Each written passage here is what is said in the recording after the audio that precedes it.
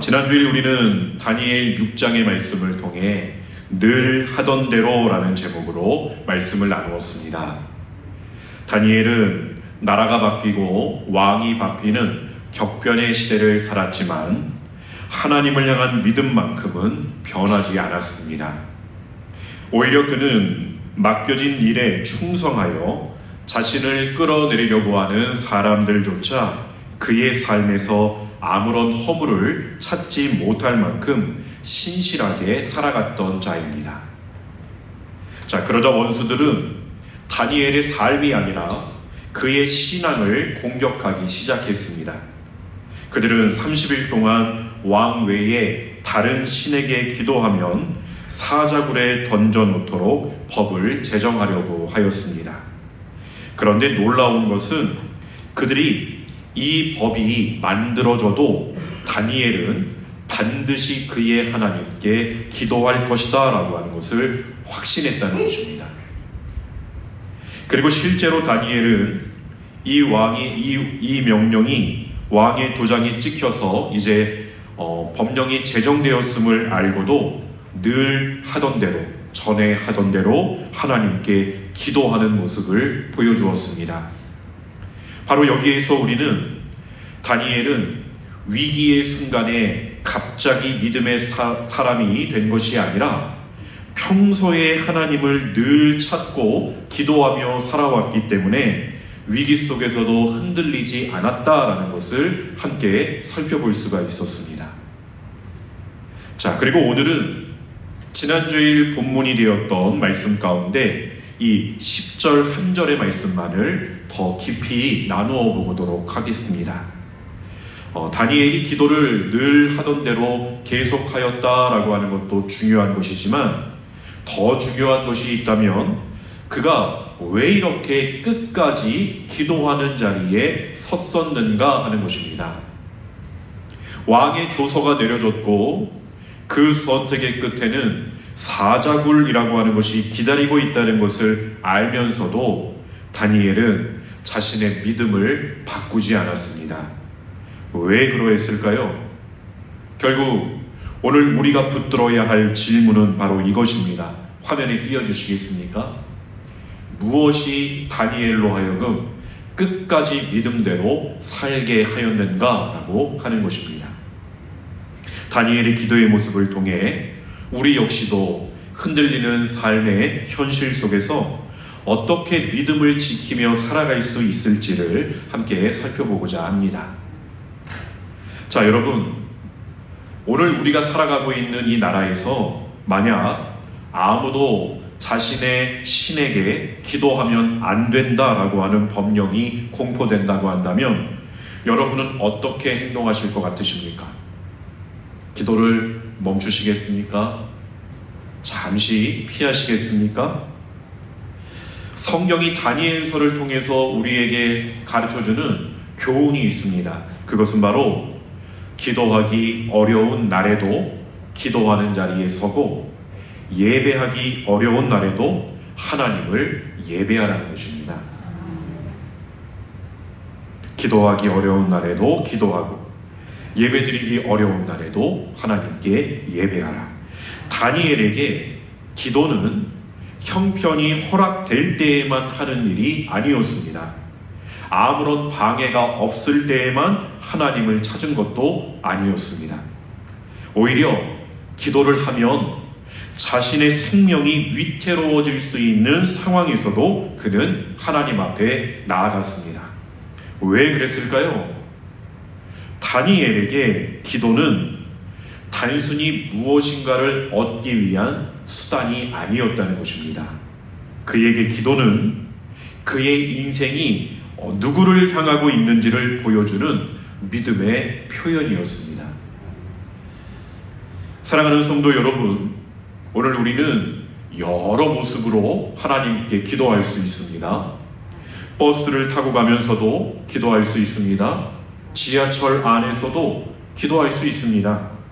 길을 걸으면서도, 운전하면서도 잠시 일을 멈추고 마음속으로 하나님을 찾을 수도 있습니다.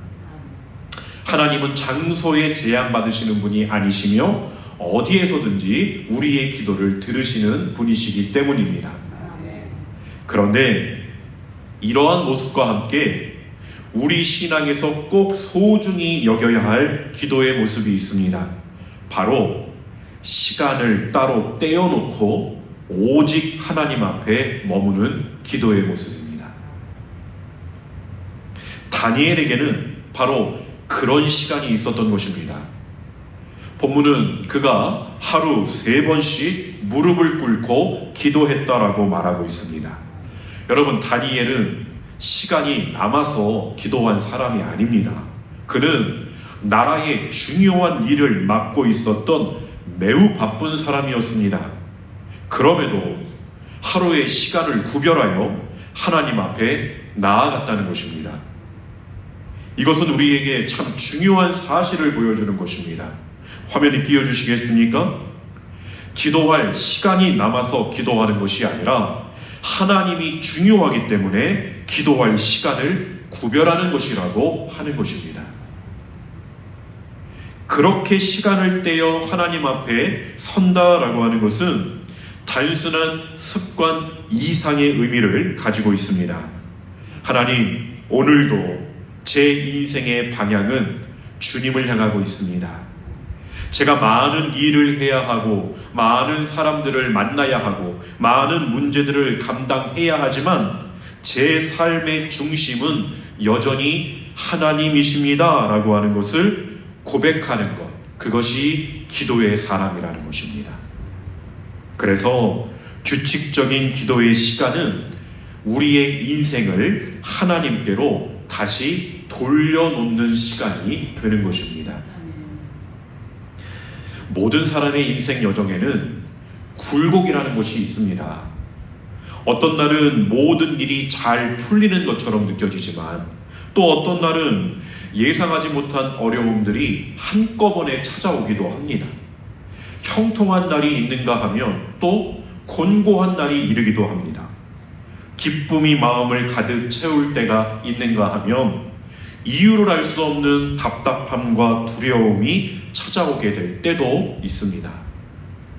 문제는 우리의 마음, 우리의 감정도 그 상황을 따라 함께 오르내리기가 쉽다는 것입니다. 일이 잘 풀릴 때에는 하나님이 가까이 계신 것처럼 느껴지고 뜻대로 되지 않을 때에는 하나님이 멀리 계신 것처럼 느껴질 수 있습니다. 우리의 느낌이 그런 것이지 하나님은 우리의 일이 잘 풀리든 풀리지 않든 언제나 우리 가까이에서 거하시는 분이십니다. 또 기도한 일이 응답이 되면 믿음이 생기는 것 같다가도 응답이 더디어지면 마음이 흔들리기도 합니다. 그렇게 우리는 때때로 믿음으로 상황을 바라보기보다는 상황에 따라 믿음이 흔들리는 경험을 하게 된다는 것입니다. 바로 그렇기 때문에 우리에게는 규칙적인 기도의 시간이 필요한 것입니다. 물론 기도한다고 해서 형통한 날만 계속되는 것은 아닙니다. 그러나 기도하는 사람에게는 중요한 차이가 나타나게 됩니다. 삶의 굴곡은 있어도 그 굴곡이 마음의 중심까지 흔들어 놓지 못한다는 것입니다. 왜 그렇습니까? 기도의 자리에서 문제가 아니라 하나님을 바라보기 때문인 것입니다. 그래서 시간을 따로 떼어서 하나님 앞에 머무는 사람은 인생의 굴곡을 피하는 사람이 아니라 그 굴곡을 지나갈 수 있는 힘을 하나님께로부터 공급받게 되는 사람입니다. 파도가 없는 인생을 사는 것이 아니라 파도 속에서도 중심을 잃지 않게 되는 것입니다. 바람이 불지 않는 삶을 사는 것이 아니라 그 바람 속에서도 하나님께 뿌리를 내리고 굳게 서 있는 모습이 되어가는 것입니다. 기독교의 역사를 돌아보면 실제로 이런 믿음으로 살아갔던 믿음의 선배들이 많이 있습니다. 특히나 초대교회 성도들의 모습을 보면 그들은 여러 시대를 걸쳐서 심한 박해를 경험했던 사람들입니다. 예수 그리스도를 주님으로 고백하고 믿음을 지킨다는 이유로 그들은 불이익을 감당해야만 했고 때로는 생명의 위협까지도 감수해야만 했습니다. 그런데 그런 상황 속에서도 초대교회 성도들은 기도와 예배를 포기한 적이 없다는 것입니다.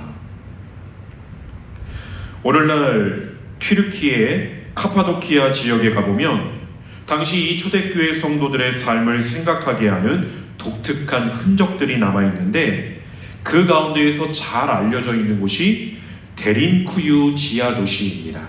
우리 화면에 보여주시겠습니까? 우리 왼쪽 화면에 보면 막 미로처럼 그려져 있는 것이 다 이 땅 밑에 공간들을 만들어 놓은 형태입니다. 그리고 오른쪽에 있는 모습은 실제로 그곳에 들어갔을 때의 모습이 어떠했는지를 보여주고 있는 사진입니다. 데린쿠유는 오랜 세월에 걸쳐 형성되었고 확장되어 갔던 지하 도시로 특히 외부의 침입을 피하기 위한 피난처로 널리 사용이 되었습니다. 지하 여러 층에 걸쳐서 생활 공간과 저장 공간, 환기시설, 그리고 공동체가 모일 수 있는 공간들이 마련되어 있었고 성도들은 위험한 시기에 그곳을 피난처로 사용하게 되었던 것입니다. 자, 그러나 이 초대교회 성도들에게 피할 곳은 단순히 몸을 숨길 공간만은 아니었다는 것입니다. 그들은 어떠한 환경 속에서라도 비록 땅 밑으로 들어갈지라도 하나님을 향한 믿음까지 숨기거나 포기하지 않았다는 것입니다. 환경이 어려워졌다고 해서 그들의 기도가 사라진 것이 아니었습니다. 상황이 위험해졌다고 해서 그들의 예배가 중요하지 않게 된 것도 아니었습니다. 오히려 모든 것들이 흔들리고 있는 순간이었기에 더욱 그들은 하나님을 붙드는 자리에 섰던 것입니다. 이렇게 초대교회의 성도들이 목숨을 걸고 신앙생활을 하던 때에 하나님께서는 그들에게 무슨 말씀을 주시고 싶으셨던 것일까요? 로마의 권력이 세상의 전부처럼 보이던 시대였습니다. 황제의 명령 하나가 사람의 생사를 좌우할 수 있었고 예수 그리스도를 주님으로 고백하는 신앙은 때로는 자신의 생명을 내어놓아야 하는 결단이 되기도 했습니다. 그런데 바로 그런 시대에 하나님께서는 교회에 요한계시록이라고 하는 말씀을 주셨습니다. 요한계시록은 눈앞에 보이는 현실만이 전부가 아니라는 사실을 우리에게 보여주는 말씀입니다. 지금은 악이 강해 보여도 또 세상의 권세가 모든 것을 지배하는 것처럼 보여도 결국 모든 죄악은 끝나게 될 것이며 사단의 권세도 영원하지 아니하고 마침내 하나님의 나라가 온전히 이루어질 것이라고 하는 사실을 여러 환상과 상징을 통해 보여주고 있습니다. 다시 말하면 하나님께서는 고난받고 있는 성도들에게 현실을 피하라고 말씀하신 것이 아니라 현실 너머에서 역사를 다스리고 계시는 하나님을 바라보도록 하셨다는 것입니다. 특별히 요한계시록 4장 말씀에 들어가면 아주 놀라운 장면이 펼쳐집니다. 사도 요한이 하늘을 바라보는데 하늘에 열린 문이 보이고 그 안에 보좌가 있었습니다. 그리고 그 보좌 위에 한 분이 앉아 계십니다. 바로 하나님이셨습니다. 그곳에서 보좌에 앉아 계신 하나님을 향해 천상의 예배가 드려지기 시작했습니다. 이것은 성도들이 이 땅에서 드리는 예배가 결코 무의미하거나 초라한 것이 아니라 하늘 보좌의 하나님을 향한 예배에 연결되어 있음을 보여주는 것이었습니다. 이들이 땅에서 드리는 예배처럼 하늘에서도 하나님을 향하여 이와 같은 천상의 예배가 계속 드려지고 있다라고 하는 것을 보여준 것입니다. 성도들이 로마 제국만을 바라볼 때는 그 제국의 권력에 압도당할 것이었습니다. 예수를 주로 시인하면 죽게 되어지는 그런 환경에 처한다면, 그리고 그런 상황만이 눈에 보인다면 누구나가 압도당할 수밖에 없을 것입니다. 그런데 그런 환경에 처한 성도들에게 하나님은 천상의 하늘의 예배를 보여주심으로써 로마 제국이 모든 사람을 죽일 수 있는 권력을 가지고 있지만 그들이 세계의 중심이 아니라는 것을 가르쳐 주신 것입니다. 여러분, 돈이 세상의 중심이 아닙니다. 아프지 않고 건강한 것이 중심이 아닙니다. 심지어 우리 자신마저도 세상의 중심이 아닙니다. 우리가 죽고 사는 문제가 역사의 중심이 아니라는 것입니다.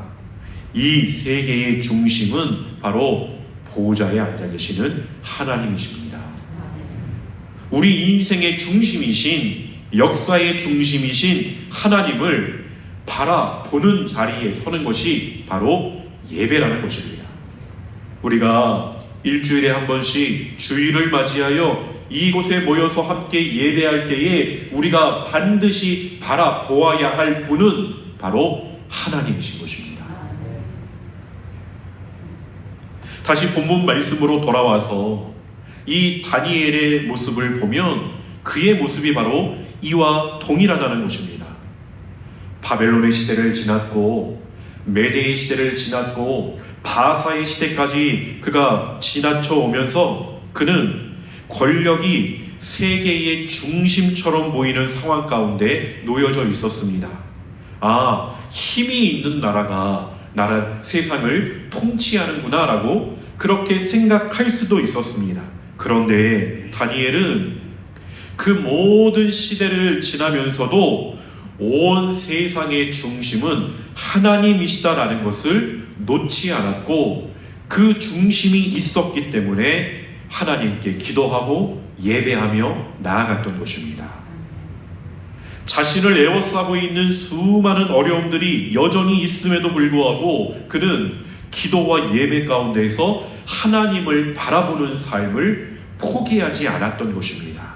왜냐하면 하나님만이 온 세계의 중심이라는 것을 알았기 때문입니다. 사랑하는 성도 여러분, 우리가 어렵다고 기도와 예배를 포기하면 우리 마음 가운데에는 하나님이 아닌 다른 것들이 내 마음의 중심이 되어버립니다. 문제가 중심이 되고 두려움이 중심이 되고 사람의 말이 중심이 되고 눈앞의 형편이 중심이 됩니다. 그렇게 되면 우리는 그것들에게 압도당하게 됩니다. 그때부터는 불안과 두려움이 엄습해 옵니다. 아직 일어나지 않은 일도 우리는 미리 두려워하게 되어 있고 사람의 말 한마디에 온종일 마음이 흔들리게 되고 눈앞의 형편만을 바라보다가 하나님이 안 계신 것처럼, 하나님이 보이지 않는 것처럼 느껴지게 되는 것입니다.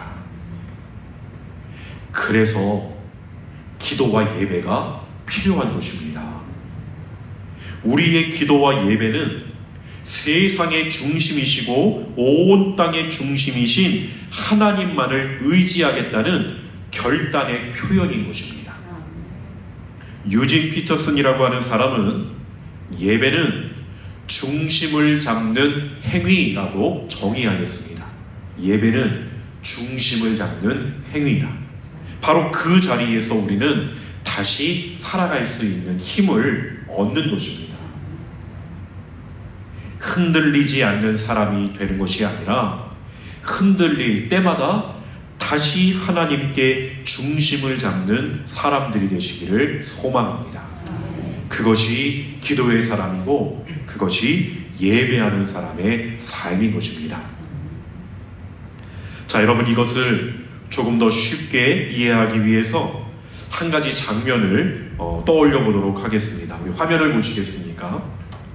자, 왼쪽 화면을 보면 아주 큰 공연장의 모습이 나타나고 있습니다. 이 큰 공연장의 무대 위에 나 홀로 서 있다고 생각해 보십시오. 객석에는 수많은 사람들이 앉아 있고 공연장의 조명은 환하게 켜져 있습니다. 그 관객들의 수많은 시선이 한꺼번에 나만을 향하고 있다고 한다면 누구라도 긴장이 될 것입니다. 그런데 이 객석에 앉아있는 사람 한 명 한 명이 내가 가지고 있는 문제들이라고 생각해 보십시오. 한쪽에는 건강의 문제가 있습니다. 다른 쪽에는 자녀의 문제가 있습니다. 경제적인 어려움이 있고 관계의 문제가 있고 미래에 대한 염려가 앉아 있습니다. 아직 해결되지 않은 수많은 일들이 객석을 가득 채운 채 나를 바라보고 있는 것입니다. 그 모든 문제들을 한꺼번에 바라보고 있으면 어떻게 되겠습니까? 살맛이 날까요? 그렇지 않을 것입니다. 아마도 이 문제들에 압도당할 것입니다. 이처럼 우리의 인생에는 수많은 문제들이 있어서 우리를 압도하려고 한다는 것입니다. 그렇게 문제들이 우리의 시선을 차지하기 시작하면 어느 순간 그것들이 우리 인생의 중심처럼 느껴지기 시작하는 것입니다. 이 문제만 해결되면 살 것 같다. 이 일이 잘못되면 모든 것이 끝날 것 같다. 문제가 실제보다 더 커져서 우리의 마음을 지배하게 되는 것입니다. 자, 그런데 오른쪽 그림을 보시면 그 순간에 공연장의 모든 조명이 다 꺼졌다고 생각해 보십시오. 객석이 보이지 않습니다. 수많은 문제들도 잠시 눈에 보이지 않습니다. 그렇다고 문제가 사라진 것은 아닙니다. 그 자리에 여전히 있지만 다만 우리의 시선이 어두운 곳에서 더 이상 그것들에 붙들려 있지 않게 된다는 것입니다. 그리고 그때에 공연장 저 뒤편에 조명 하나가 켜지는 것입니다. 그 빛이 한 분을 비춥니다. 바로 주님이십니다. 그러면 우리의 시선은 당연히 자연스럽게 빛이 비춰주고 있는 주님께로 향하게 될 것입니다. 저는 다니엘의 기도가 바로 이와 같았다고 생각이 됩니다. 수많은 문제가 사라진 것이 아니었습니다. 사자굴도 그대로 있었고 그를 죽이려고 하는 사람들도 여전히 밖에서 그를 지켜보고 있었습니다. 문제는 여전히 그 자리에 있었다는 것입니다. 그러나 그 한가운데에서 그는 그런 것들을 바라본 것이 아니라 하루 3번 모든 것을 잠시 멈추고 하나님 앞에 섰습니다. 사랑하는 성도 여러분, 오늘 우리들에게도 모든 것을 잠시 내려놓고 하나님만 바라보는 시간이 반드시 필요합니다. 반드시 필요하다는 것입니다. 하루에 5분이라도 좋습니다. 10분이면 좋고 30분이어도 좋습니다. 그 시간만큼은 내 마음을 붙들고 있던 문제들의 조명을 꺼뜨리고 주님을 향한 조명만을 켜는 것입니다. 그리고 고백하는 것입니다. 화면에 띄워주시겠습니까? 다음 화면, 우리 함께 읽어보겠습니다. 주님, 제 문제보다 주님이 더 크십니다. 제 형편보다 주님이 더 분명한 현실이십니다. 이렇게 주님을 바라보는 시간이 쌓일수록 우리는 문제 없는 사람이 되는 것이 아니라 문제 가운데서도 하나님을 놓치지 않는 사람이 되어가는 것입니다. 인생의 수많은 문제로 우겨쌈을 당하였어도 하나님과 만나는 시간이 있는 자는 그 문제에 쌓이지 않습니다. 왜냐하면 기도하는 사람에게 하나님은 막연한 관념이 아니라 실제로 만나고 의지하는 현실이 되기 때문입니다. 그러니 사랑하는 성도 여러분, 오늘 여러분에게 하나님은 관념이십니까? 아니면 현실이십니까?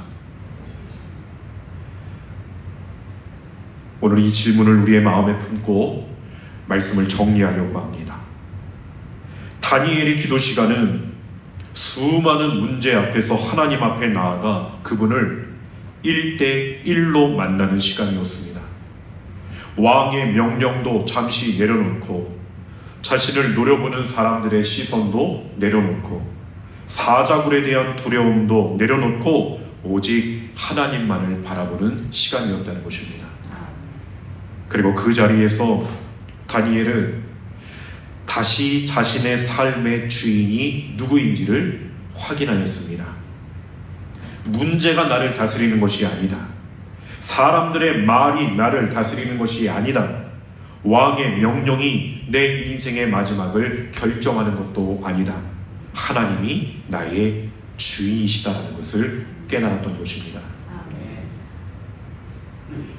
여러분, 출애굽 당시 이스라엘의 지도자였던 모세가 그와 함께하고 있었던 수많은 백성들의 불평만 듣고 살았다면 어쩌면 그는 그 길을 일찍 포기해버렸을지도 모릅니다. 그런데 모세는 그 수많은 불평들 앞에서 호렙산에 올라 홀로 하나님 앞에 섰던 자입니다. 그분의 말씀 한마디면 수백만 명의 말을 이길 수가 있었던 것입니다. 하나님의 말씀은 사람의 말을 이길 수 있습니다. 기도는 내 인생에 문제가 없다고 무시하는 행동이 아닙니다. 기도는 문제만 바라보고 있던 시선을 잠시 내려놓고 내 인생과 역사의 주인 되시는 하나님을 바라봄으로써 하나님이 나의 문제를 다스리시도록 내어드리는 역전의 시간인 것입니다. 사랑하는 성도 여러분, 우겨쌈을 당하여도 쌓이지 않는 길이 있습니다. 답답한 일을 당하여도 낙심하지 않을 수 있는 길이 있습니다. 거꾸로 뜨림을 당하여도 망하지 않는 방법이 있습니다. 바로 하나님을 바라보는 것입니다. 우리 앞에 풍랑이 아무리 거세어도 그 바다 위를 밟고 걸어오시는 주님을 바라보는 것입니다. 이것이 우리가 드려야 할 기도이고 예배인 것입니다. 수많은 문제가 나를 바라보고 있는 현실 속에서도 하늘 보좌에 앉아 온 땅을 통치하고 계시는 하나님을 믿음의 눈으로 바라보고 기도하며 살아가는 이 시대의 다니엘들이 되시기를 간절히 소망합니다. 눈앞의 문제보다 크신 하나님을 언제나 신뢰하고 어떤 상황 속에서도 기도를 놓지 않으며 끝까지 믿음대로 살아갈 수 있는 우리 모두가 되기를 주님의 이름으로 간절히 축원드립니다. 기도하겠습니다.